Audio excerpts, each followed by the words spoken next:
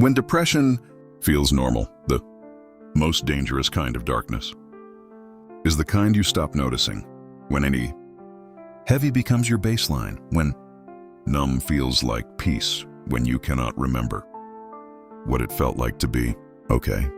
The most dangerous kind of darkness is the kind you stop noticing when heavy becomes your baseline, when numb feels like peace, when you cannot remember what it felt like to be okay.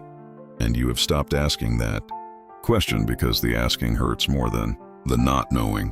This is not the dramatic depression of the films. This is the quiet kind, the functional kind, the kind that lets you go to work and smile at the right moments and answer fine when people ask how you are, and then go home and feel absolutely nothing. How long have you been carrying something heavy and telling yourself, it is just how life is? Drop it in the comments. You do not have to name it. Just drop a number on how many months or years. Because I want you to see it written down. I want you to notice how long normal has been heavy. Counterintuitive truth. Depression that feels normal is not less serious than depression that feels dramatic. It is more serious. Because dramatic depression gets noticed by you and by the people around you. Quiet depression gets called personality, gets called introversion, gets called just being realistic about life. And it continues for months, for years, sometimes for decades, because nobody thought to question whether the baseline was actually okay. This video is not a clinical guide to depression. It is an honest conversation from Stoic philosophy, from faith, from the experience of people who have lived in the quiet darkness and found their way through, about what it means when heavy becomes normal and what to do about it. Here is what quiet depression actually looks like. Not the version in the films, the version that lives in ordinary days and passes as fine. What quiet depression looks like. Name it to address it. You function, but you do not feel. The work gets done. The children get fed. The conversations happen. From the outside, everything looks fine. From the inside, there is a glass wall between you and your own life. You are present, but not connected. Moving, but not alive. Getting through days rather than living them. This is not laziness or ingratitude. It is one of the most accurate descriptions of what quiet depression actually feels like from the inside. Joy has become unfamiliar, not absent. Unfamiliar. There are moments of laughter and pleasure and genuine connection, but they do not land the way they used to. They pass through rather than staying.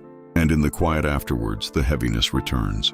Reliably, consistently, as if the lightness was the interruption and the dark is the destination. Joy has not disappeared. It has become a visitor rather than a resident. Exhaustion, that sleep does not fix. Not the tiredness of a hard day, the tiredness that is there when you wake up and is still there after a full night and does not seem to be connected to what you have actually done. The body is rested, but the weight remains. This kind of exhaustion is one of the clearest signs that something more than physical tiredness is happening. It is the weight of carrying something unacknowledged for a very long time. You have lowered your expectations of life, not dramatically, quietly, over time. The things you used to want, the aliveness, the connection, the meaning, have been quietly renegotiated downward. You no longer expect to feel genuinely well. You have adjusted your definition of okay to match how you actually feel. And because the adjustment happened slowly, you did not notice the distance between where you are and where you were, or where you could be. The Lord is close to the brokenhearted and saves those who are crushed in spirit. Psalm 34:18. Marcus Aurelius wrote about his own darkness with remarkable honesty in his private journal. He described days of heaviness, of struggling to find the point of things, of the specific exhaustion of carrying responsibility without relief. He was not performing these struggles for an audience. He was writing privately, for himself alone. And what he wrote reveals a man who knew the darkness intimately, and who found, through daily practice of returning to what was true and what mattered, a way of carrying it without being destroyed by it. Begin each day by telling yourself, today I shall be meeting with interference, ingratitude, insolence, disloyalty, ill will, and selfishness. Seneca wrote about what he called tedium vitae, the weariness of life, the specific exhaustion of existing without clear meaning or purpose.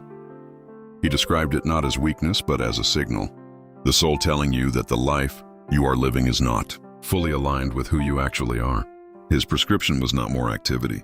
It was more honest attention to what actually matters, to what you actually value, to who you actually want to be. The darkness, he suggested, is sometimes the most honest voice you have. Retire into yourself as much as you can. Associate with people who are likely to improve you. Faith says this: the darkness you are in is not evidence of God's absence. The Psalms, the most honest record of human suffering in any religious text, are full of people crying out from exactly the place you are in right now. David wrote from desolation. Job argued with God from the middle of suffering. Elijah asked to die from exhaustion. And in every case, not quickly, not dramatically, but genuinely, the darkness lifted. Not because circumstances changed, because presence was found inside it. God is not absent from your quiet depression. He is in it with you. 4 honest steps, not cures, not quick fixes. Genuine pathways through, confirmed by Stoic philosophy, by faith and by the experience of people who have genuinely found their way out of the quiet dark. Name it, out loud or on paper. The quiet depression continues partly because it is never named. It exists in the space between the words, felt but unspoken, real but unacknowledged. Naming it, even just to yourself, even just on paper, begins to change its relationship to you. What is named can be addressed. What is unnamed continues to run the show from underground. Marcus Aurelius named his darkness in his journal every morning. Not to perform vulnerability, because naming what is actually happening is the first and most essential act of honest self-examination. Write it down. Say it to someone you trust. Or say it to God, in who already knows and is not surprised and is not going anywhere. Name it. The naming is the beginning. If it is not right, do not do it. If it is not true, do not say it, but do not hide it either. Question your baseline. Is this actually normal? The most important question you can ask yourself right now is this actually how life is supposed to feel? Not compared to someone else's life, not compared to what social media shows, compared to the version of you that felt most alive, most connected, most present, most genuinely okay. Is where you are now closer to that or further from it? The Stoics were relentlessly honest about the difference between what is and what should be. They did not accept the diminished life as the inevitable outcome of difficult circumstances. They asked, consistently, daily, whether their inner life was aligned with their values.